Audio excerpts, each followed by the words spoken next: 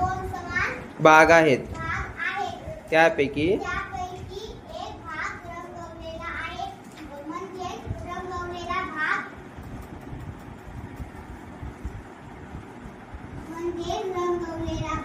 अर्धा आहे आणि त्यामधील न रंगवलेला भाग अर्धा समान भाग आहे.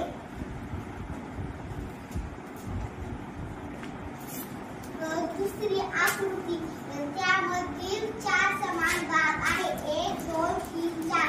त्यामधील एक भाग रंगवलेला म्हणजे पाव भाग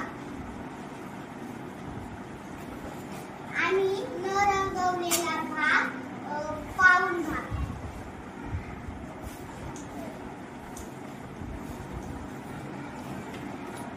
तिसरी आकृती आहे, त्यामधील 4 समान भाग आहे. 1 2 3 4. त्यामधील 2 भाग रंगवलेला आहे. रंगवलेला भाग म्हणजे अर्धा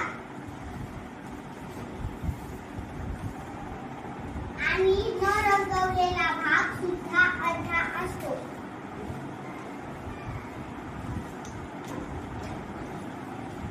आता आहे चौथी आकृती, त्यामधील 4 समान भाग आहे. 1 2 3 4. त्यामधील 3 भाग रंगवलेले आहे, म्हणजे पाऊण भाग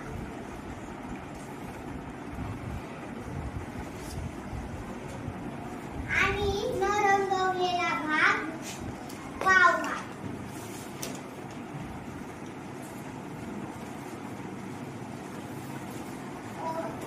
आता आहे पाचवी आकृती, त्यामधील 4 भाग आहे. 1 2 3 4. त्यापैकी 2 भाग रंगवले आहे, म्हणजे रंगवलेला भाग अर्धा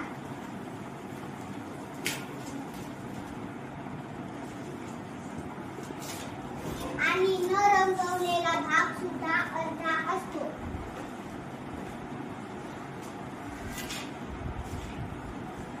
आता आहे सहावी आकृती, त्यामधील 4 भाग आहे.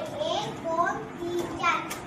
त्यामधील 3 भाग रंगवले आहे आणि एक भाग रंगवलेला नाही, म्हणजे पाऊण भाग. काय पाऊण भाग काय रंगवलेला आहे का?